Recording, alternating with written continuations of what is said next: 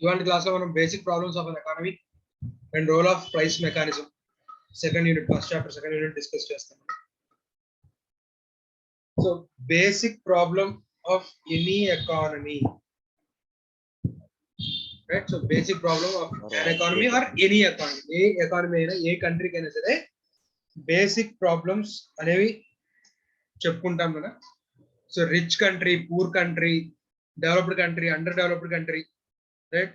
లేకపోతే socialist, capitalist, ఏ country అయినా కానివ్వండి, అది ఎంత రిచ్ అయినా కానివ్వండి, మనం ఇప్పుడు చెప్పుకోబోయే బేసిక్ ప్రాబ్లమ్స్ ఖచ్చితంగా ఫేస్ చేస్తుంది, రైట్? సో దీన్నే మనం సెంట్రల్ ఎకనామిక్ ప్రాబ్లమ్ అని అంటాం మనం.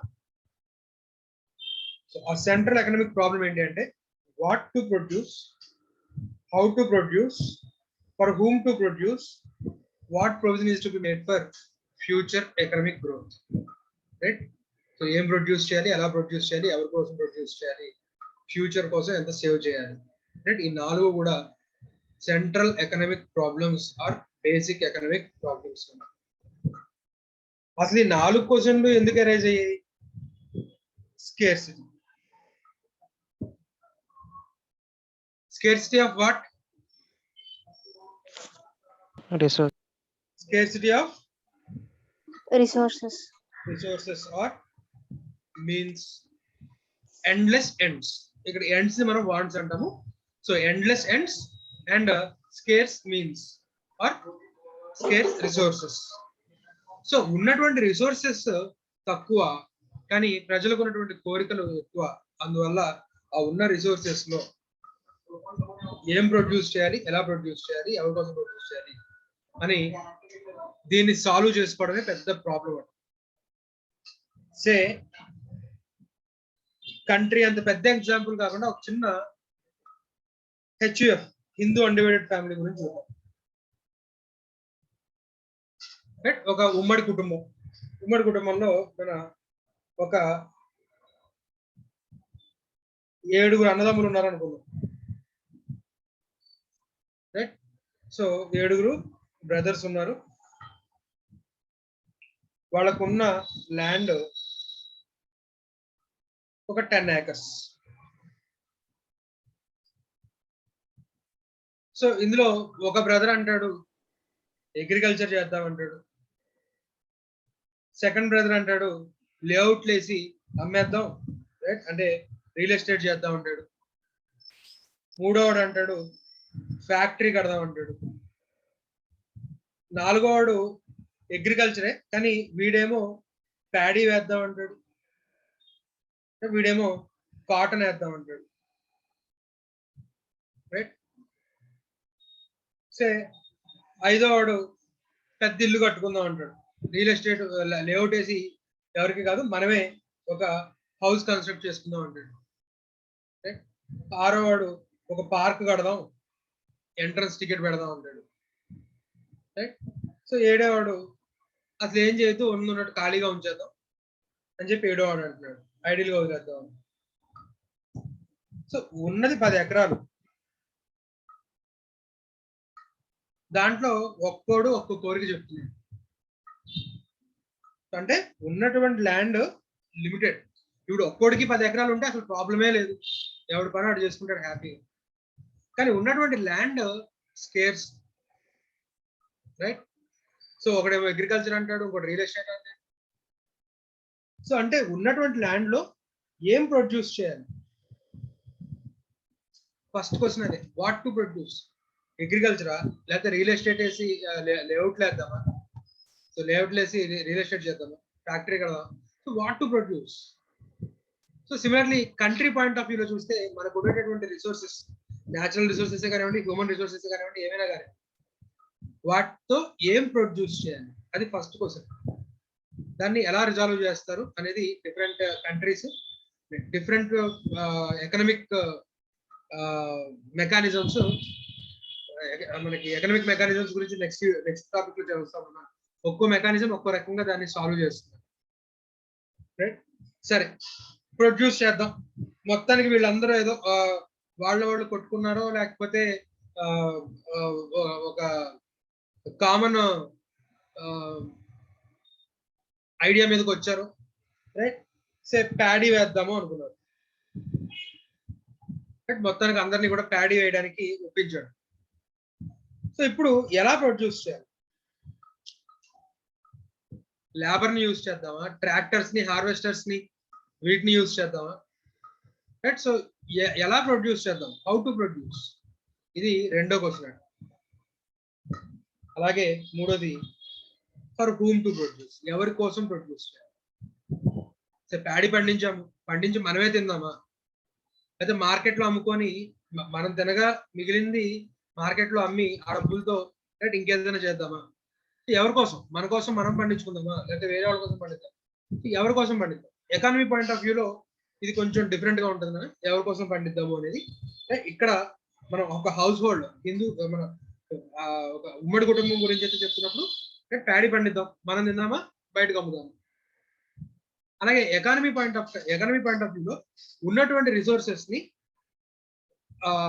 ఎవరి కోసం యూజ్ చేద్దాం? డబ్బున్నవాడి కోసం యూజ్ చేద్దాం, డబ్బు లేని వాడి కోసం యూజ్ చేద్దామా, లేకపోతే గవర్నమెంట్ ఆర్మ్స్ అండ్ ఎమ్యునేషన్ తయారు చేయడానికి డిఫెన్స్ కోసం యూజ్ చేద్దాము? సో ఎవరి కోసం ప్రొడ్యూస్ చేద్దాం? లేకపోతే ఫారినర్స్ లో మనకి ఫారిన్ కంట్రీస్ లో మన ప్రొడక్ట్స్ కి డిమాండ్ ఉంది, ఇక్కడ ప్రొడ్యూస్ చేసి ఆ కంట్రీకి పంపిద్దాము? ఎవరి కోసం ప్రొడ్యూస్ చేద్దాము? For whom to produce. And provision, ఉన్న రిసోర్సెస్ మొత్తాన్ని ఇప్పుడే వాడేసుకుంటే ఫ్యూచర్ జనరేషన్ కి ఏముంటుంది? సో ఫ్యూచర్ జనరేషన్ గ్రోత్ కోసం ఇప్పుడు ఎంత సేవ్ చేద్దాం? ఉన్న రిసోర్సెస్ మొత్తాన్ని, మీ తాత ఇచ్చిన ఆస్తి మొత్తాన్ని కూడా రైట్ మీ ఫాదరే యూజ్ చేస్తారు అనుకోండి, ఇక మరి మీకేముంటుంది? మీ గ్రోత్ కి ఏముంటుంది? Right? So what provision is to be made for future generations growth, right? ఇది ఈ నాలుగు కూడా మనకి basic or central economic problems అన్నమాట. So what to produce, how to produce, and what provision is to be made for future.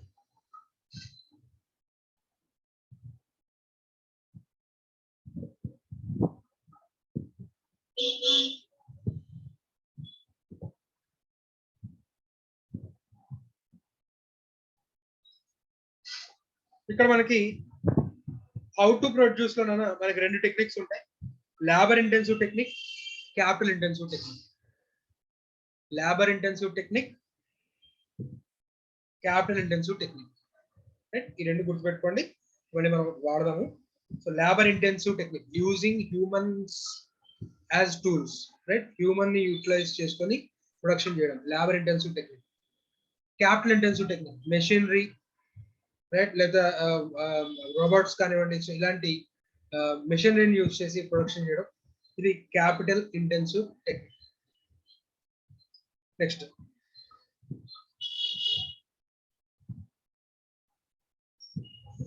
Opportunity cost అంటే nothing but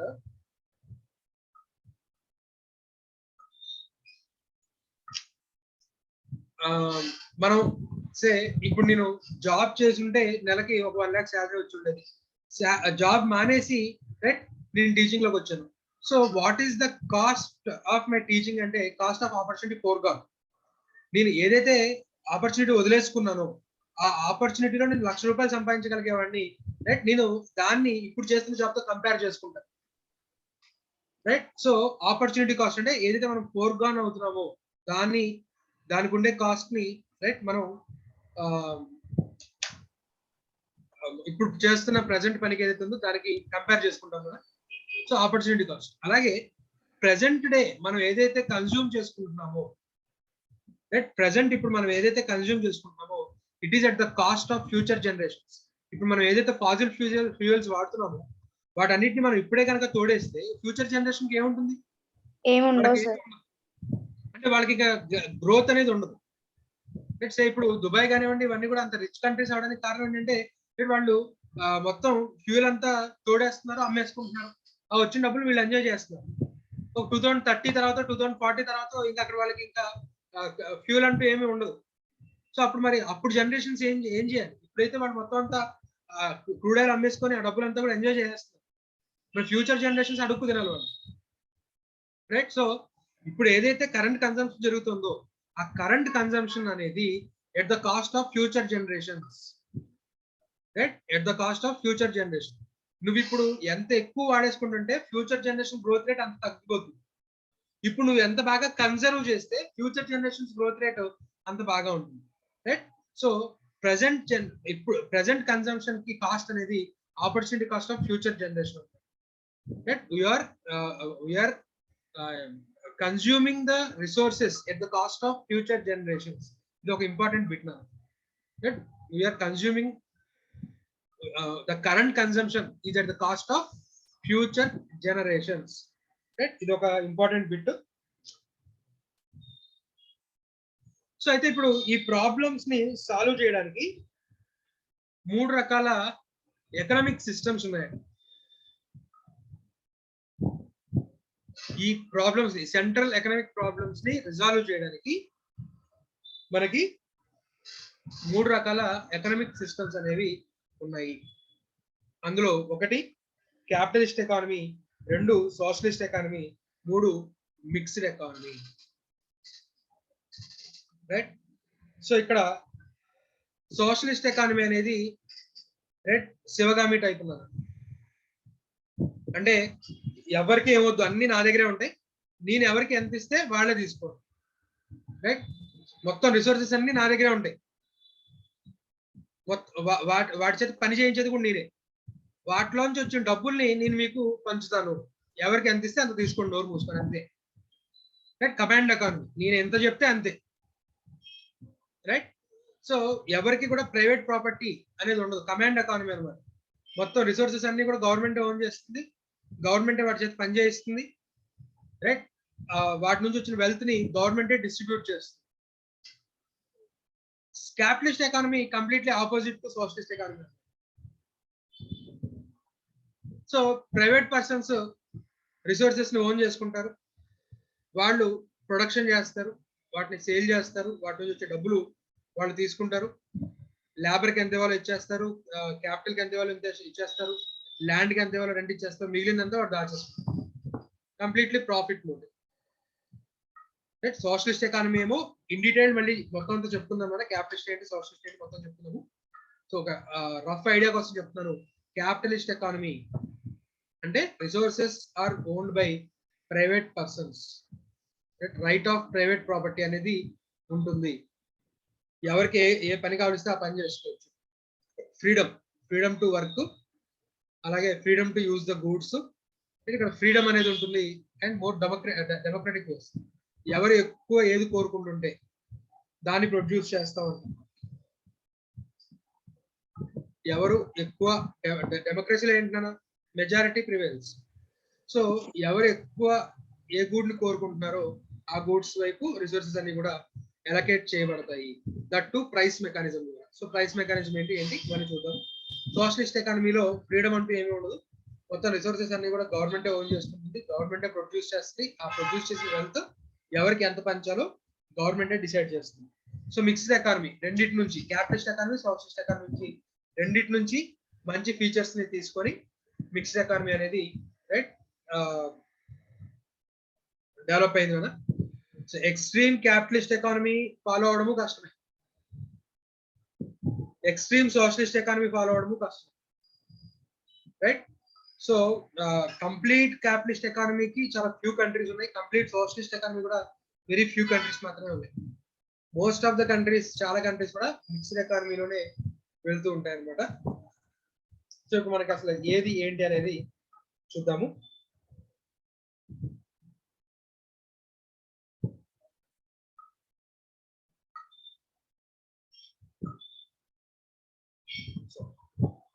capitalist economy, capitalist ఎకానమీలో first feature కనుక చూసినట్లయితే right to private property.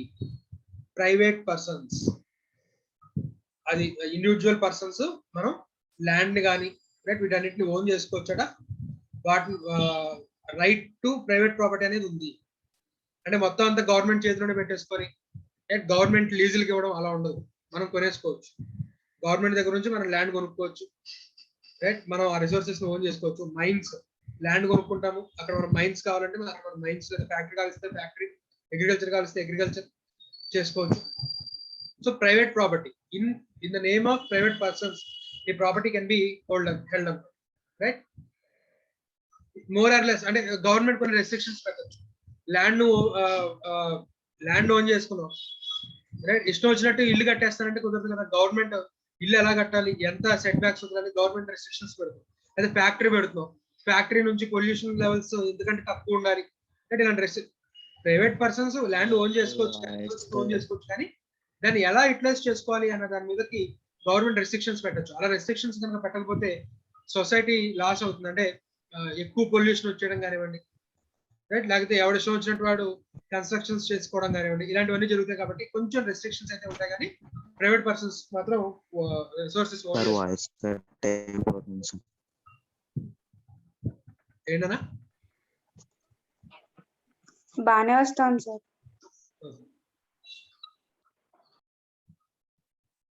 Next freedom of enterprise. ఎవరు ఏ పనులు కావలిస్తే ఆ పనులు చేసుకోవచ్చు. గవర్నమెంట్ వచ్చి నువ్వు ఈ పనే చెయ్యాలి అని అయితే చెప్పరు. నువ్వు చదువుకుంటావా, లేకపోతే పనే చేస్తావా, లేదా ఏదైనా ఓన్ గా ఏదైనా బిజినెస్ పెడతావా, రైట్, బిజినెస్ పెడితే ఏ టైప్ ఆఫ్ బిజినెస్ పెడతావు, రైట్, ఇదంతా కూడా నీ ఇష్టమే. Freedom of enterprise. సోషలిస్ట్ ఎకానమీలో ఇది ఉండదు. ఇక్కడ ఏదైతే ఉందో ఇవేవి కూడా సోషలిస్ట్ ఎకానమీలో ఉండదు. సోషలిస్ట్ ఎకానమీలో రైట్ ఆఫ్ ప్రైవేట్ ప్రాపర్టీ ఉండదు. గవర్నమెంట్ అన్ని రిసోర్సెస్ ఓన్ చేస్తుంది, రైట్, మొత్తం ల్యాండ్ ఎవ్రీథింగ్ గవర్నమెంట్ పేరు మీద ఉంటుంది. గవర్నమెంట్, రైట్, ఓకే ఈ స్థలంలో ఫ్యాక్టరీ కడదాము, ఇదిగో మీరు 10 మంది వెళ్ళి ఫ్యాక్టరీ కట్టండి, ఇంకో 20 మంది ఆ ఫ్యాక్టరీలో పని చేయండి, ఇంకో 30 మంది ఈ ఫ్యాక్టరీలో ప్రొడ్యూస్ అయిందని వెళ్ళి సేల్ చేసుకురండి అంటే గవర్నమెంటే అక్కడ డిసైడ్ చేస్తుంది. Private property, right of private property లేదు. అలాగే ఫ్రీడమ్ ఆఫ్ ఎంటర్ప్రైజ్ కూడా ఉండదు. ఇప్పుడు మీకు చెప్పినట్టు గవర్నమెంటే మీరు వెళ్ళి గోడ కట్టండి వాళ్ళు గోడ కట్టాలి, మీరు వెళ్ళి చదువుకోండి అంటే వాళ్ళు చదువుకోవాలి, మీరు వెళ్ళి డిఫెన్స్ లో పని చేయండి అంటే డిఫెన్స్ లో పని చేయాలి.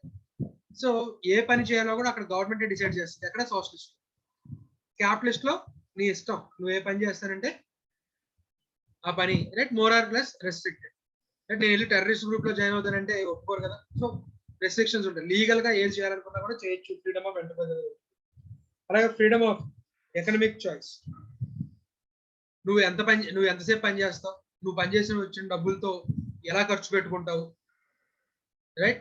సో అవంతా కూడా ఆ ఎకనామిక్ చాయిస్ కూడా ప్రైవేట్ పర్సన్స్ కి ఉంటుంది. సోషలిస్ట్ ఎకానమీలో అలా ఉండదు, రైట్. నీకు ఇచ్చిన డబ్బులు నువ్వేం కొనుక్కోవాలి, ఎంత కొనుక్కోవాలో కూడా గవర్నమెంట్ చెప్తుంది, లేదా గవర్నమెంటే ఇస్తుంది నీకు. గవర్నమెంటే ఇదిగో నువ్వు ఇంత రైస్ తిను, రైట్, నువ్వు వారంలో ఒక సినిమా చూడొచ్చు, ఒక సినిమా టికెట్ గవర్నమెంటే ఇస్తుంది చూడవచ్చు. సో అలా ఆ ఎకనామిక్ చాయిస్ కూడా, అంటే ఏ విధంగా ఖర్చు పెట్టాలో కూడా గవర్నమెంట్ డిసైడ్ చేస్తుంది. సోషలిస్ట్. క్యాపిటలిస్ట్ లో మనకు వచ్చిన డబ్బుల్ని ఎలా ఖర్చు పెట్టుకోవాలి అనేది కూడా మన ఇష్టం ఉంటుంది. Capitalist economy profit motive. ఎవడు పని చేస్తున్నా ప్రాఫిట్ కోసమే పని చేస్తున్నాడు. సోషలిస్ట్ ఎకానమీ అలా కాదు, వెల్ఫేర్, పీపుల్ యొక్క వెల్ఫేర్, రైట్. ఒకటి దగ్గరే 100 రూపాయలు ఉండడం కాదు, అందరి దగ్గర రూపాయి ఉండాలి. అయితే అందరూ అడుక్కు తినాలి, లేకపోతే అందరూ బాగా వెల్ సెటిల్డ్ అయి ఉండాలి. అది సోషలిస్ట్ ఎకానమీ, రైట్. క్యాపిటలిస్ట్ ఎకానమీలో ఏంటి, పని చేసేవాడు డబ్బులు సంపాదించుకుంటాడు, పని చేయని వాడు, రైట్, వాడు అడుక్కు తినాల్సింది. సోషలిస్ట్ ఎకానమీ అలాగా, కష్టపడి పని చేసేవాడి దగ్గర డబ్బులు తీసుకొని, రైట్, కష్టపడకుండా ఉండేవాడికి ఆ డబ్బుల్ని పంచాలి. అందరి దగ్గర సమానంగా డబ్బులు ఉండాలి. అది సోషలిస్ట్ ఎకానమీ. క్యాపిటలిస్ట్ ఎకానమీ ఎవడు ఎంత కష్టపడితే అంత డబ్బు సంపాదించుకుంటాడు, అంత స్టాండర్డ్ ఆఫ్ లివింగ్ పెంచుకుంటాడు, రైట్. సో ప్రాఫిట్ మోటివ్ ఉంటుంది. అక్కడేమో వెల్ఫేర్ మోటివ్. సోషలిస్ట్ ఎకానమీ ఏమో వెల్ఫేర్ మోటివ్, ఇక్కడేమో profit motive. Consumer sovereignty. Consumer కి ఏం కావలిస్తే అది కొనుక్కుంటాడు. వాడికి ఇక్కడ మనకి private person right to private property ఉంది కాబట్టి నెంబర్ ఆఫ్ సప్లయర్స్ ఎక్కువ ఉంటారు, అంటే కాంపిటీషన్ ఎక్కువ ఉంటుంది. కాంపిటీషన్ ఎక్కువ ఉన్నప్పుడు కన్జ్యూమర్ కి ఏది కావలిస్తే అది చూస్ చేసుకోవచ్చు, ఏ గుడ్ కావలిస్తే అది గుడ్ చూస్ చేసుకోవచ్చు. కన్జ్యూమర్ ఏది కోరుకుంటే అది ప్రొడ్యూస్ చేస్తారు, అది కన్జ్యూమర్ సావర్నిటీ. అలాగే రైట్ టు ప్రైవేట్ ప్రాపర్టీ ఉంది కాబట్టి కాంపిటీషన్ అనేది ఆబ్వియస్ గా ఉంటుంది. నెంబర్ ఆఫ్ సప్లయర్స్ ఎక్కువ మంది ఉంటారు. గవర్నమెంట్ మీరు ప్రైసింగ్ ఈ విధంగా చేయండి, ఇంతే ప్రొడ్యూస్ చేయండి, ఈ టైం నుంచి ఈ టైం వరకే అమ్మండి, అంటే ఇలాంటి రెస్ట్రిక్షన్స్ ఏమి ఉండవు. గవర్నమెంట్ ఓన్లీ ట్యాక్సెస్ కలెక్ట్ చేస్తుంది, లా అండ్ ఆర్డర్ కాపాడుతుంది, రైట్. ఇది features of capitalist economy, options of government interventions. Last సరే సార్, ఫీచర్స్ బాగానే ఉన్నాయి. మరి మనం 4 ప్రాబ్లమ్స్ చెప్తున్నాం కదా, ఆ 4 ప్రాబ్లమ్స్ ని క్యాపిటలిస్ట్ ఎకానమీ ఏ విధంగా సాల్వ్ చేస్తుంది సో మనం కన్జ్యూమర్ సావరెంటీ అని చెప్పుకున్నాం. అంటే కన్జ్యూమర్ ఏది డిమాండ్ చేస్తే ఆటోమేటిక్ గా రిసోర్సెస్ ఆ విధంగా అలకేట్ అవుతాయి అని చెప్తున్నారు. సే ఫర్ ఎగ్జాంపుల్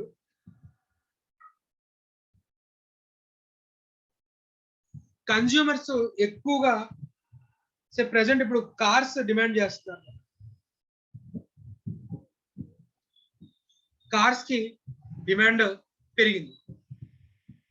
అంతకు ముందు దాకా క్లోదింగ్ కి డిమాండ్ ఎక్కువ ఉండేది. ప్రీవియస్లీ క్లోదింగ్ కి డిమాండ్ ఎక్కువ ఉండేది. కాబట్టి మనకి ఎంప్లాయ్మెంట్ ఆపర్చునిటీస్ కానివ్వండి, లేకపోతే ఈ ఫ్యాక్టరీస్ కానివ్వండి, ఎక్కువ క్లోదింగ్ సెక్టర్ సంబంధించి ఎక్కువ ఉండేది. ఫ్యాక్టరీస్ క్లోదింగ్ కి సంబంధించి ఎక్కువ ఉండేవి కాబట్టి ఎంప్లాయ్మెంట్ ఆపర్చునిటీస్ కూడా అక్కడే ఎక్కువ క్రియేట్ అయ్యాయి. కానీ ఇప్పుడు కార్స్ కి డిమాండ్ పెరిగింది.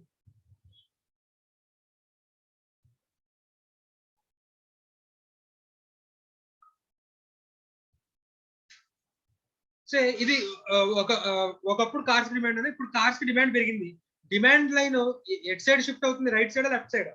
Right word sir. Rightward అంటే ఇటేనా? నో సార్, అటుపక్క. సో రైట్ వర్డ్ షిఫ్ట్ అవుతుంది. ఎప్పుడైతే రైట్ వర్డ్ షిఫ్ట్ అయిందో చూడండి, ప్రైసెస్ ఏమయ్యాయి? ఇంక్రీజ్ అయ్యాయి సార్. ప్రైసెస్ పెరిగాయి. కాస్ట్ ఆఫ్ ప్రొడక్షన్ ఇప్పుడు అప్పుడే పెరగల. కాస్ట్ ఆఫ్ ప్రొడక్షన్ ఇంకా పెరగలేదు, కానీ ప్రైసెస్ మాత్రం ఏమయ్యాయి? ఇంక్రీజ్ అయిపోయాయి సార్. కాబట్టి ప్రాఫిట్ ఏమైంది? ఇంక్రీజ్ అవుతుంది సార్. ప్రాఫిట్ ఇంక్రీజ్ అయినప్పుడు ఇప్పుడు ఈ ఆల్రెడీ కార్స్ సెక్టర్ లో ఉన్న వాళ్ళు వాళ్ళ ప్రొడక్షన్ యాక్టివిటీని ఏం చేస్తారు? ఇంక్రీజ్ చేసుకుంటారు సార్. ప్రొడక్షన్ యాక్టివిటీని ఇంక్రీజ్ చేస్తారు. అలాగే ఆల్రెడీ క్లోతింగ్ సెక్టర్ లో ఉన్నవాళ్ళు ఒకప్పుడు డిమాండ్ ఇది, ఇప్పుడు డిమాండ్ ఏమైందని చెప్పాను? క్లోతింగ్ కి తగ్గిందని అంటే లెఫ్ట్ వర్డ్ అంటే ప్రైసెస్ ఏమయ్యాయి? తగ్గాయి సార్. ప్రైసెస్ తగ్గాయి కాబట్టి ప్రాఫిట్స్ ఏమవుతాయి? తగ్గాయి sir. Number of suppliers in clothing sector తగ్గుతారా పెరుగుతారా? తగ్గుతారు సార్. తగ్గిన వాళ్ళు ఖాళీగా ఉంటారన్నా ఇంకా బెటర్ ప్రాస్పెక్ట్, బెటర్ ప్రాఫిట్ వచ్చే ఇండస్ట్రీ కోసం చూస్తారా? బెటర్ ప్రాఫిట్ ఇండస్ట్రీ కోసం చూస్తారు. వాళ్ళకి కనబడేది ఏంటి? కార్స్ ఇండస్ట్రీ కనబడుతుంది. Yes sir. ఇప్పుడు వాళ్ళు కూడా వచ్చి ఏం చేస్తారు? కార్స్ ప్రొడక్షన్ చేయడం స్టార్ట్ చేస్తారు. Yes sir. సో ఇప్పుడు మరి క్లోతింగ్ సెక్టర్ లో ఉన్న లేబర్ కి ఉద్యోగాలు ఏమవుతాయి? తగ్గిపోతాయి సార్. అక్కడ ఉద్యోగాలు పోతాయి. ఇప్పుడు వాళ్ళు కొత్త ఉద్యోగం ఎత్తుకుంటారా? అయ్యో ఉద్యోగం పోయిందని చెప్పి బాధపడుతూనే కూర్చుంటారు. కొత్త ఉద్యోగం కోసం చూస్తారు సార్. సో ఇప్పుడు number of suppliers in car sector పెరగడం వల్ల అక్కడ లేబర్ కి డిమాండ్ ఏమైంది?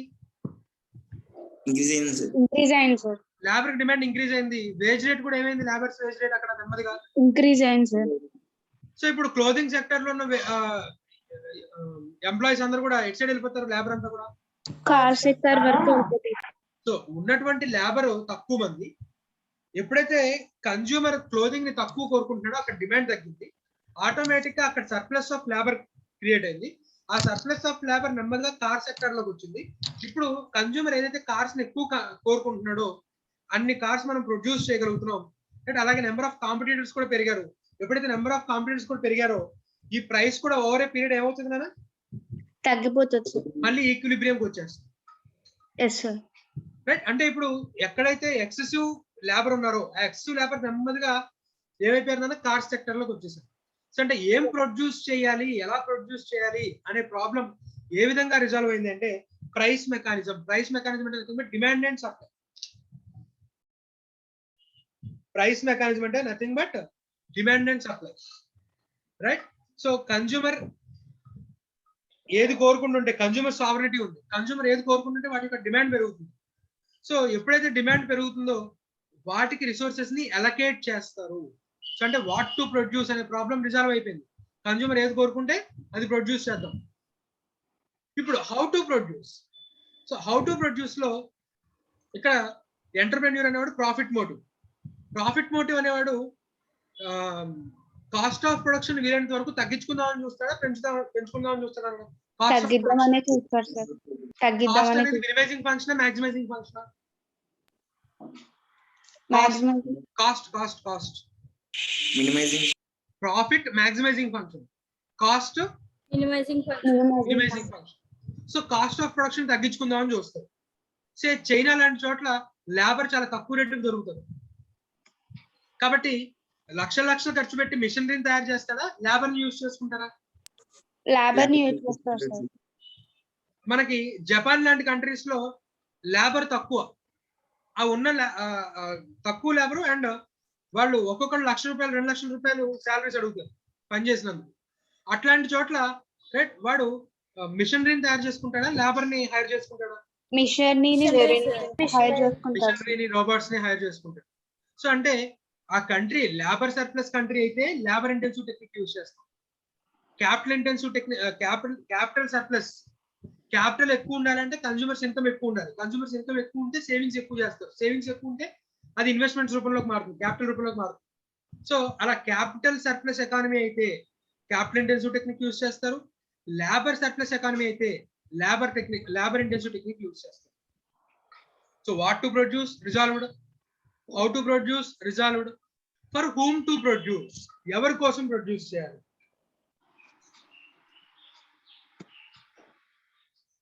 సో ఎవరి కోసం ప్రొడ్యూస్ చేయాలి అన్నప్పుడు ఇక్కడ కన్స్యూమర్ సావరిటీ అన్నాం. అంటే కన్స్యూమర్ ఏది డిమాండ్ చేస్తే అది, అంతే కదా నాన్న? Yes sir. sir కన్స్యూమర్ ఏది డిమాండ్ చేస్తే అది. ఇక్కడ డిమాండ్ అనేది మనం డిమాండ్ చాప్టర్ చదువుకున్నాం షార్ట్ టర్మ్ బ్యాచ్ వాళ్ళు, రైట్? వాళ్ళకి ఇది అర్థం కాకపోవచ్చు, మీరు డిమాండ్ విన్న తర్వాత మీకు అర్థం అవుతుంది. లాంగ్ టర్మ్ బ్యాచ్ వాళ్ళు చెప్పండి అన్న. డిమాండ్ అనేది రైట్ మీరు ఎంతమందికి ఐఫోన్ కావాలి అన్నప్పుడు ఎంతమంది చేతులు ఎత్తే అది డిమాండ్ గా తీసుకోవాలా, లేకపోతే purchasing power, ability to pay, willingness to pay కూడా ఉన్నది తీసుకోవాలి. పర్చేసింగ్ పవర్ కూడా చూడాలి, రైట్? సో అంటే కన్స్యూమర్ ఏది కోరుకుంటే అది కాదు, కన్స్యూమర్ కి ఏముండాలి, పర్చేసింగ్ పవర్ కూడా ఉండాలి. Ability to purchasing power, ability to pay, willingness to pay ఇవి కూడా ఉండాలి.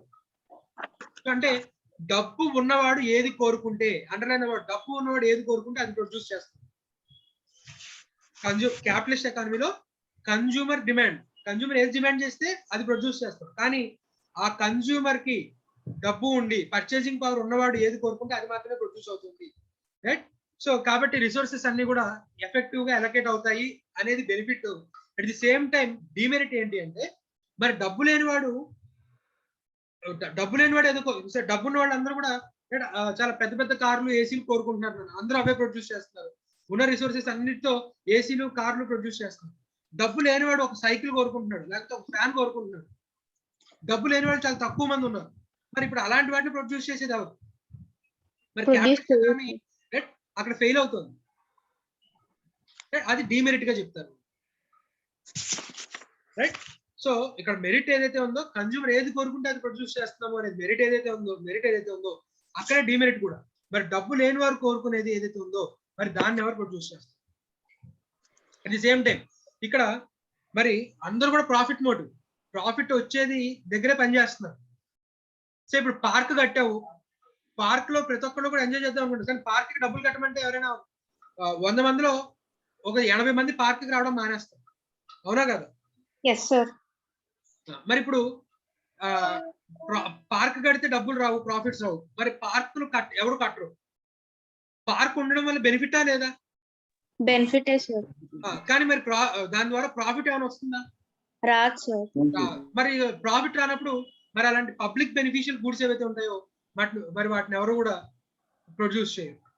సో ఈ మార్కెట్ ఎకానమీ ఇలాంటి ఏరియాస్ లో ఫెయిల్ అవుతుంది మనం, అది డిమెరిట్ చెప్పుకుంటాము, రైట్? మెరిట్స్ ఉన్న చోటే డిమెరిట్స్ కూడా ఉంటాయి, రైట్? అలాగే ఎంత సేవింగ్ చేయాలి, ప్రొవిజన్ ఫర్ ఫ్యూచర్ అనేది ఏదైతే ఉందో, సేవింగ్స్ అనేది హౌస్ హోల్డ్స్ చేస్తారు, ఇన్వెస్ట్మెంట్స్ అనేవి ఫర్మ్ చేస్తారు.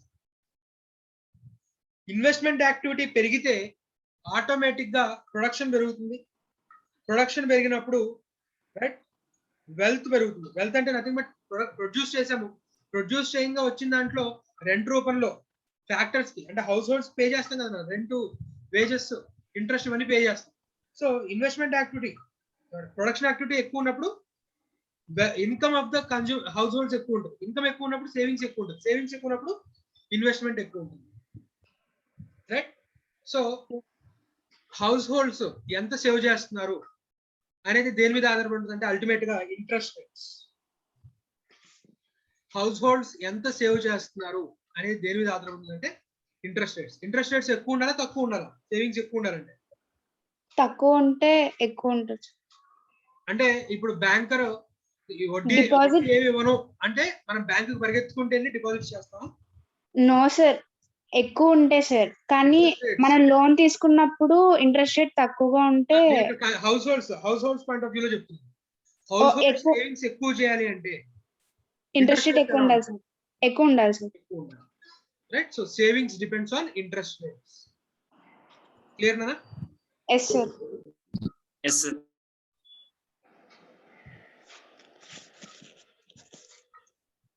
So merits of the capitalist economy చూస్తే కష్టపడి పనిచేసే వాడికి ఫ్రీడమ్ ఉంటుంది. రైట్. వాడు ఎంత డబ్బైనా సంపాదించుకోవచ్చు, ఎలా అయినా ఖర్చు పెట్టుకోవచ్చు. ఇన్నోవేటివ్ గా ఆలోచించేవాడు ఇంకా బెటర్. కొత్త ఇన్నోవేషన్ తీసుకొచ్చాడు, ఆ ఇన్నోవేషన్ తో కొత్త ప్రొడక్ట్ తయారు చేశాడు, ఆ ప్రొడక్ట్ హ్యూజ్ డిమాండ్ వస్తుంది. హ్యూజ్ డిమాండ్ వచ్చినప్పుడు వాడికి హ్యూజ్ ప్రాఫిట్స్ వస్తాయి. సో ఇన్నోవేషన్ అనేది ఎప్పుడు కూడా క్యాపిటలిస్ట్ ఎకానమీలో రివార్డింగ్. అలాగే ఇక్కడ ఉన్న డిమెరిట్ ఏంటంటే డబ్బున్నవాడు ఎప్పుడు కూడా ఇంకా ఎక్కువ సంపాదించుకుంటాడు, డబ్బు లేనివాడు డబ్బు లేనివాడుగానే అయిపోతుంది. సో ఉన్నవాడు లేనివాడు అనే ఒక మనకి ఇండిఫరెన్సెస్ అనేవి ఏర్పడతాయి. డబ్బున్నవాడు డబ్బు సంపాదించుకుంటూ పోతాడు, డబ్బు లేనివాడుగానే అయిపోతాడు. రైట్. అలాగే ఇక్కడ తెలివైన వాడు, పని చేయగలిగిన వాడు, రైట్, చాలా హై స్టాండ్ ఆఫ్ లివింగ్ లో ఉంటాడు. పని చేయని వాడు బద్దకస్తుడు, ఖచ్చితంగా ఇబ్బంది పడుతుంది. రైట్. సో ఇలాంటివన్నీ కూడా మనకి ఇక్కడ మెరిట్స్ లో చెప్తాం మనం. అలాగే డిమెరిట్స్ ఈ రెండు కూడా చూడండి, మనం చెప్పుకున్న దాంట్లో కవర్ అవుతాయి. సోషలిస్ట్ ఎకానమీ అనేది కలెక్టివ్ ఓనర్షిప్. అంటే రిసోర్సెస్ ఎవరికి వద్దు, నేనే హోల్డ్ చేస్తాను అని గవర్నమెంటే హోల్డ్ చేస్తుంది. ఏం ప్రొడ్యూస్ చేయాలి గవర్నమెంటే డిసైడ్ చేస్తుంది. సెంట్రల్లీ ప్లాన్డ్ ఎకానమీ అంటాం అందుకే. రైట్. మొత్తం గవర్నమెంటే ప్లాన్ చేస్తుంది. ఏం ప్రొడ్యూస్ చేయాలో ఎంత ప్రొడ్యూస్ చేయాలో గవర్నమెంటే చెప్తుంది కాబట్టి command economy are centrally planned economy అంటాము. రైట్. సో కంప్లీట్ గా గవర్నమెంటే ప్లాన్ చేస్తుంది ఏం ప్రొడ్యూస్ చేయాలి అనేది. కన్స్యూమర్ ఏం కోరుకుంటున్నాడు అనేది అనవసరం. గవర్నమెంట్ కన్స్యూమర్ కి ఏం కావాలని గవర్నమెంట్ అనుకుంటుందో అది ప్రొడ్యూస్ చేస్తుంది. రైట్. బొమ్మరిలో ప్రకాష్ రాజ్ టైప్ అన్నమాట. రైట్. సో కన్స్యూమర్ కి ఇది తినాలని ఉంది, ఇవి ప్రొడ్యూస్ చేద్దాం, నువ్వు ఇవే తిను. రైట్. సో నువ్వు ఈ టీవీ ఛానల్లో మేము ఏ ప్రోగ్రామ్స్ వేస్తే ఆ ప్రోగ్రామ్సే చూడు. రైట్. నీకు ఎలాంటి ప్రోగ్రామ్స్ కావాలో మాకు అనవసరం, నువ్వు ఏం చూడాలో కూడా మేమే డిసైడ్ చేస్తాం. రైట్. సో కన్స్యూమర్ చాయిస్ అనేది అసలు లేదు. మీకు బేసిక్ గా మీరు బతకాలి అంటే తిండి కావాలి, రైట్, బట్టలు కావాలి, షెల్టర్ కావాలి, మీరు ఇస్తాం. రైట్. నాకు డూప్లెక్స్ ఇల్లు కావాలి, రైట్, నేను ఈ టైప్ ఆఫ్ ఫుడ్ తింటాను, మీరు ఏమి ఇస్తే అది తింటాను. రైట్. అది ఇక్కడ ఆప్షన్స్ ఆఫ్ కన్స్యూమర్ చాయిస్. కానీ ఇక్కడ ఒక బెనిఫిట్ ఏంటంటే బాగా బతకలేకపోయినా బతుకుతారు, ఎందుకంటే గవర్నమెంట్ డబ్బులు ఇస్తుంది, తినడానికి తిండి ఇస్తుంది, షెల్టర్ ఇస్తుంది. కాబట్టి బాగా బతకలేకపోయినా కూడా కానీ అందరూ బతుకుతారు. క్యాపిటలిస్ట్ ఎకానమీలో బతికే వాళ్ళు బాగా బతుకుతారు, బతకలేని వాళ్ళు అసలు బతుకుతారు. రైట్. రెండు ఎక్స్ట్రీమ్స్ అన్నమాట. అలాగే relatively equal income distribution. Capitalist ఎకానమీతో పోల్చుకుంటే ఇక్కడ అందరికీ ఈక్వల్ డిస్ట్రిబ్యూషన్, ఎందుకంటే గవర్నమెంటే అన్ని ప్లాన్ చేస్తుంది, గవర్నమెంట్ అందరికీ పంచుతుంది కాబట్టి రైట్ రిలేటివ్లీ ఈక్వల్ డిస్ట్రిబ్యూషన్ అనమాట. క్యాపిటలిస్ట్ తో పోల్చుకుంటే అందరి దగ్గర కూడా రైట్ సమానంగా డబ్బులు ఉంటాయి. ప్రైస్ మెకానిజం, మార్కెట్ ఫోర్సెస్ ఉన్నాం. ఎందుకంటే డిమాండ్ సప్లై అనే ఫోర్సెస్ అసలు ఇక్కడ లేవు. గవర్నమెంట్ ఏం ప్రొడ్యూస్ చేయమంటే అదే, ఎవరికి ఇమ్మంటే అంతే. కాబట్టి మార్కెట్ ఎకానమీ, మార్కెట్ ఫోర్సెస్ లేదు, కాంపిటీషన్ ఉండదు, ఎందుకంటే గవర్నమెంట్ సెక్టర్ ప్రొడ్యూస్ చేస్తుంది, గవర్నమెంట్ కంపెనీసే ఉన్నాయి. సో కాంపిటీషన్ అనేది లేదు. రైట్. సో మెరిట్స్ చూస్తే ఈక్విటబుల్ డిస్ట్రిబ్యూషన్, అందరికీ సమానంగా డబ్బులు ఉంటాయి. గవర్నమెంటే అన్ని ప్లాన్ చేసి ప్రొడ్యూస్ చేస్తుంది కాబట్టి రైట్ అన్ని ఏరియాస్ సమానంగా డెవలప్ అయ్యేలాగా చూస్తుంది. రైట్. ఎందుకంటే ప్రాఫిట్ మోటివ్ లేదు. ప్రాఫిట్ మోటివ్ ఉంటే క్యాపిటలిస్ట్ ఎకానమీ ఏంటి, ఫ్యాక్టరీ పెట్టడానికి ఎక్కడ తక్కువ ఖర్చు అవుతుందో అక్కడ పెడతాడు. అంటే ఆల్రెడీ ఫ్యాక్టరీస్ ఎక్కడైతే ఉండిపోయాయో, లేకపోతే మనకి లేబర్ ఈజీగా ఎక్కడ దొరుకుతుంది, వాటర్ రిసోర్స్ ఎక్కడ ఈజీగా దొరుకుతుంది, నేను ఎక్కడ ప్రొడ్యూస్ చేస్తే ఈజీగా షిప్పింగ్ హార్బర్ నుంచి పంపించవచ్చు, లేకపోతే హైవేస్ రైల్వే నెట్వర్క్ యూజ్ చేసుకోవచ్చు, అలాంటి చోట్ల ఫ్యాక్టరీలు పెడతారు. రిమోట్ ఏరియాస్ లో ఫ్యాక్టరీస్ పెట్టరు. సో రీజనల్ ఇంబ్యాలెన్సెస్ పెరుగుతాయి. ఎందుకు? అక్కడ ఫ్యాక్టరీ ప్రాఫిట్ మోటివ్ ఉంది కాబట్టి. సెంట్రల్లీ ప్లాన్డ్ ఎకానమీలో గవర్నమెంటే ప్రొడ్యూస్ చేస్తుంది, వెల్ఫేర్ మోటివ్, ప్రాఫిట్ మోటివ్ కాదు. కాబట్టి ఎక్కడ అండర్ డెవలప్డ్ ఎకానమీస్ ఉన్నాయి, ఏరియాస్ ఉన్నాయో ఆ ఏరియాస్ లో ఫేజబుల్ కాకపోయినా కూడా ఫ్యాక్టరీ పెడుతుంది. ఫేజబుల్ కాకపోయినా కూడా ఫ్యాక్టరీ పెట్టినప్పుడు ఆటోమేటిక్ గా కాస్ట్ పెరిగిపోతే ఫ్యాక్టరీ ఫెయిల్ అవడానికి ఛాన్స్. అది డిమెరిట్ లో చెప్పుకుంటాం. కానీ మెరిట్ ఏంటంటే regional economic growth, regional balances అనేది ఉంటుంది. రైట్? అలాగే వేస్టేజ్ ఉండదు, గవర్నమెంట్ అన్ని ప్రొడ్యూస్ చేస్తుంది కాబట్టి వేస్టేజ్ ఉండదు అనేది మెరిట్. వేస్టేజ్ ఉంటుంది అనేది డిమెరిట్ కూడా చెప్పుకుంటాం. ఎప్పుడైతే కాంపిటీషన్ ఉందో, క్యాపిటలిస్ట్ ఎకానమీలో కాంపిటీషన్ ఉంది. కాంపిటీషన్ ఉన్నప్పుడు రైట్ ఒకరికొకరు పోటీ పడి ఎక్కువ ప్రొడ్యూస్ చేస్తారు, అవసరం ఉన్న దానికంటే కూడా ఎక్కువ ప్రొడ్యూస్ చేస్తారు. అలాగే అడ్వర్టైజ్మెంట్ మీద అనవసరంగా ఖర్చు పెడతారు, అడ్వర్టైజ్మెంట్ మీద అయ్యే ఖర్చు వేస్ట్. అక్కడ వేస్టేజ్ ఉంది. ఇక్కడ సోషలిస్ట్ ఎకానమీలో ప్రొడ్యూస్ చేసేది ఒకడు, సో అడ్వర్టైజ్మెంట్ ఉండదు, అడ్వర్టైజ్మెంట్ కాస్ట్ అవసరం, ఓవర్ ప్రొడక్షన్ ఉండదు. రైట్? దేశంలో 1,00,000 మంది ఉన్నారు, 1,00,000 మందికి ఎంత కావాలి అంత ప్రొడ్యూస్ చేస్తారు. సో కాబట్టి వేస్ట్ అనేది ఉండదు. At the same time wastage ఉంటుంది అనేది డిమెరిట్. అది ఏ విధంగా అంటే కాంపిటీషన్ లేదు అన్నప్పుడు ఇన్నోవేషన్ జరగదు. ఇన్నోవేషన్ జరగనప్పుడు రైట్ మనకి ఎఫిషియన్సీ పెరగదు. ఎఫిషియన్సీ పెరగనప్పుడు వేస్టేజ్ ఉంటుంది. ఒకప్పుడుతో పోల్చుకుంటే ఇప్పుడు బైక్స్ కానీ ఇవన్నీ కూడా మైలేజ్ పెరిగాయి. ఎందుకు? ఒకప్పుడు చేతకు 20 కిలోమీటర్ 30 కిలోమీటర్లు ఇచ్చేది. ఇప్పుడు మన ఏ బైక్స్ చూసుకుంటే 60-70 కిలోమీటర్స్ మైలేజ్ ఇస్తున్నవి కూడా ఉన్నాయి. రైట్? సో ఇక్కడ కాంపిటీషన్ ఉంది. మైలేజ్ అనేది సక్సెస్ ఫ్యాక్టర్. మైలేజ్ ఎక్కువ ఇస్తే జనాలు కొంటారు అన్న దాని మీద ఇన్నోవేషన్ రీసెర్చ్ చేసి మైలేజ్ పెంచుకుంటూ వెళ్ళారు. రైట్? ఇక్కడ కాంపిటీషన్ ఉంది కాబట్టి, ఒకరికొకరు కాంపిటీషన్ ఉంది కాబట్టి ఒకటి మించి ఒకటి మైలేజ్ పెంచుకుంటూ వెళ్ళారు. రైట్? సో పెట్రోల్ అనే వేస్టేజ్ తగ్గిపోయింది మైలేజ్ పెరగడం వల్ల. ఎప్పుడైతే క్యాపిటలిస్ట్ సోషలిస్ట్ ఎకానమీలో కాంపిటీషన్ లేదో ఇన్నోవేషన్ అనేది ఉండదు. ఇన్నోవేషన్ అనేది ఉన్నప్పుడు లేనప్పుడు కొత్త ఇన్నోవేషన్స్ జరగవు. సో రిసోర్స్ వేస్టేజ్ అనేది అయిపోతుంది. రైట్? ఎఫిషియన్సీ పెరగదు. రైట్? సో ఇక్కడ ప్రాఫిట్ మోటివ్ అనేది లేదు కాబట్టి, అలాగే ఎంత పని చేసినా గవర్నమెంట్ ఇంతే డబ్బులు ఇస్తుంది. నీకు స్కిల్ ఎక్కువ ఉంది, రైట్? నీకు అందరితో పాటే సమానమైన జీతం, నీకేం సెపరేట్ ట్రీట్మెంట్ ఏమి ఉండదు. అలాంటప్పుడు ఇక నువ్వు స్కిల్ పెంచుకొని ఏం లాభం? రైట్? సో అందువల్ల బాగా పనిచేసేవాడు కూడా ఏంటంటే వాడి పనిని తగ్గించుకుంటాడు. రైట్? సో అది demerits. At the same time merit ఏంటి అంటే అందరికీ సమానంగా జీతాలు ఉంటాయి.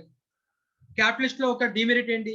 ఇక వాడు ప్రాఫిట్ మోటివ్ కాబట్టి వీలైనంత వరకు కాస్ట్ తగ్గించుకుంటాడు. కాస్ట్ తగ్గించుకోవాలంటే లేబర్కి ఇవ్వాల్సిందని తక్కువ పే చేస్తాడు, అంటే లేబర్ ఎక్స్ప్లాయిటేషన్ జరుగుతుంది అక్కడ. కానీ సోషలిస్ట్ ఎకానమీలో లేబర్ ఎక్స్ప్లాయిటేషన్ అనేది జరగదు, ఎందుకంటే ప్రభుత్వమే డబ్బులు అందరికి ఇంత వేజ్ ఇచ్చేస్తుంది. రైట్? కాబట్టి అందరికి సమానంగా వేజెస్ ఇస్తుంది కాబట్టి ఇక్కడ లేబర్ ఎక్స్ప్లాయిటేషన్ అనేది జరగదు. అక్కడ వాడు 8 గంటలకి జీతం 8 గంటలకి ఇచ్చి 16 గంటలు పని చేసుకున్నాడు క్యాపిటలిస్ట్. కానీ ఇక్కడ 8 గంటలకు జీతం ఇస్తే 8 గంటలే పని చేసుకుంటాడు. రైట్? ఇలాగా మెరిట్స్ ఉంటాయి, డిమెరిట్స్ ఉంటాయి. అది ఇక్కడ ఏంటి? అందరికీ సమానమైన జీతం కాబట్టి స్కిల్డ్ లేబర్ కి జీతం ఎక్కువ అడిగినా కూడా ఇవ్వడం. రైట్? అందరితో పాటు నువ్వు కూడా సమానమే అంటారు. సో ఆ స్కిల్ అనేది డెవలప్ అవ్వదు, అది డిమెరిట్. సో అలాగే మెరిట్స్ అండ్ డిమెరిట్స్ చదవండి. అలాగే నెక్స్ట్ వచ్చేసరికి మిక్స్డ్ ఎకానమీ. మిక్స్డ్ ఎకానమీలో వచ్చేసరికి ప్రైవేట్ సెక్టర్ కొన్ని తయారు చేస్తుంది, పబ్లిక్ సెక్టర్ ఎక్స్క్లూజివ్ గా కొన్ని గూడ్స్ ప్రొడక్షన్ కంప్లీట్ గా మేమే చూసుకుంటాము, ప్రైవేట్ వాళ్ళు ఇంటర్ఫీర్ అవడానికి కుదరదు అని చెప్పేసి కంబైన్ సెక్టర్. ప్రైవేట్ వాళ్ళు ఉంటారు, పబ్లిక్ వాళ్ళు. ఒకప్పుడు మన ఇండియాలో పబ్లిక్ సెక్టర్ కి రిజర్వ్ అయిన ప్రొడక్షన్ ఇండస్ట్రీస్ చాలా ఎక్కువ. రైట్? సో ఇప్పుడు ఎక్స్క్లూజివ్ గా పబ్లిక్ సెక్టర్ కి రైల్వే, ఎక్స్క్లూజివ్ గా పబ్లిక్ సెక్టర్, ప్రైవేట్ వాళ్ళు ఇంటర్ఫీర్ అవడానికి లేదు. రైట్? సో ఇప్పుడు లేటెస్ట్ గా ఏంటంటే రైల్వే లైన్స్ వేయడం పబ్లిక్ సెక్టర్. ఇండియన్ రైల్వేస్ చూసుకుంటాం, ఏదైనా ఒక రైల్వే లైన్ లో నువ్వు కావలిస్తే కోచెస్ తెచ్చుకొని ట్రైన్ నువ్వు విడిగా నడుపుకోవచ్చు.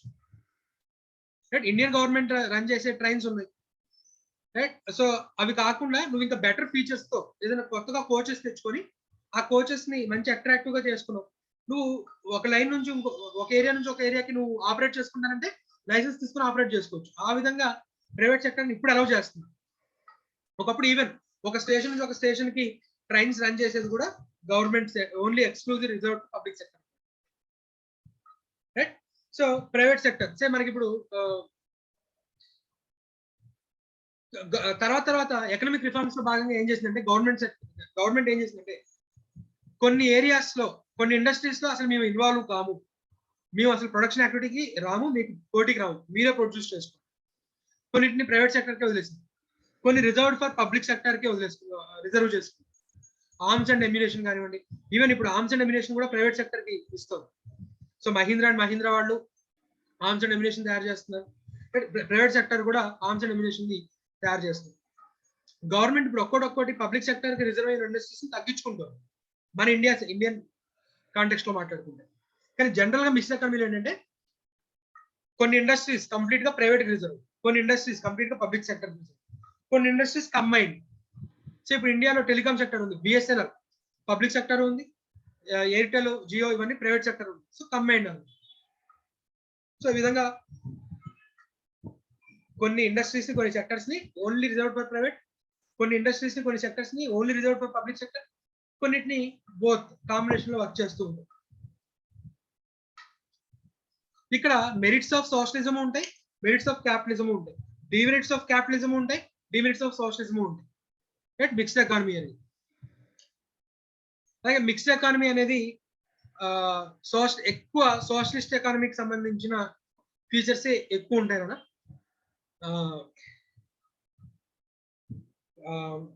సోషలిజం సంబంధించిన ఇదే ఉంటాయి. ఇక్కడ మీకు ఒక ఇంపార్టెంట్ బిట్ ఏంటంటే మిక్స్డ్ ఎకానమీ అనేది డ్యూయల్ ప్రైస్ ఎకానమీ.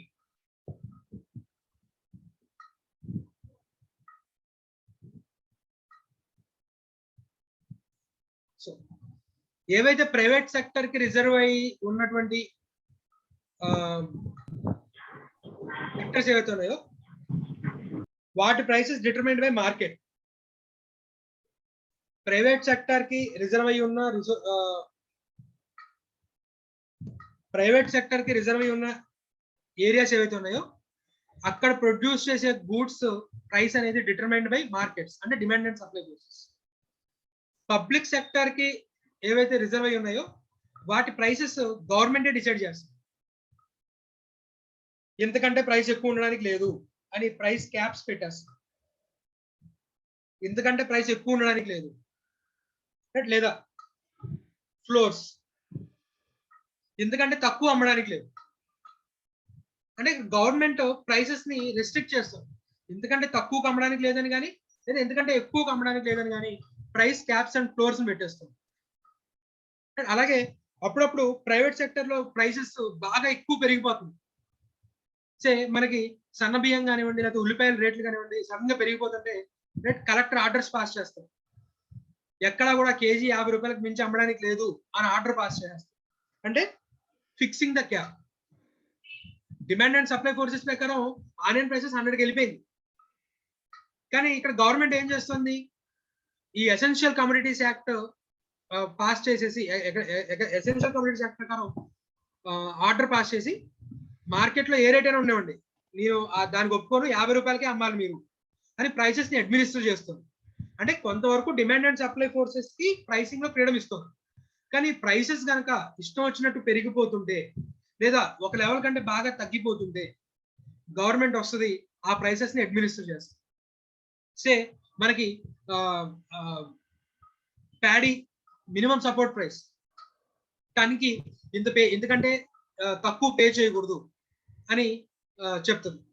సో అలాగా క్యాప్స్ అండ్ ఫ్లోర్స్ ఫిక్స్ చేస్తుంది. సో ఇక్కడ గవర్నమెంట్ ప్రైసెస్ ని ఫిక్స్ చేస్తుంది కొంతవరకు, మార్కెట్ ప్రైసెస్ ని ఫిక్స్ చేస్తుంది కొంతవరకు. కాబట్టి మిక్స్డ్ ఎకానమీలో డ్యూయల్ ప్రైస్ ఎగ్జిస్ట్ అయి ఉంటుంది, డ్యూయల్ ప్రైసింగ్ ఎగ్జిస్ట్ అయి ఉంటుంది. సో మెరిట్స్ డిమెరిట్స్ చూడండి అన్న మీకు అర్థమవుతుంది. అక్కడ మనం చెప్పుకునే ఇక్కడ చెప్పుకునే కలిపి ఉంటాయి. సో డౌట్స్ ఏమైనా ఉంటే మనం నెక్స్ట్ క్లాస్ బిట్స్ చెప్పుకునే టైంలో అడగండి. సో మీరు బిట్స్ చేసేసేయండి. నెక్స్ట్ క్లాస్ లో మనం బిట్స్ మీద డౌట్స్ అలాగే ఇప్పుడు దాకా చెప్పుకున్న డౌట్స్ ఏమంటే నెక్స్ట్ క్లాస్ లో చూద్దాం. ఇప్పటి వరకు చెప్పుకుందంటే డౌట్స్ ఏమైనా ఉన్నాయా?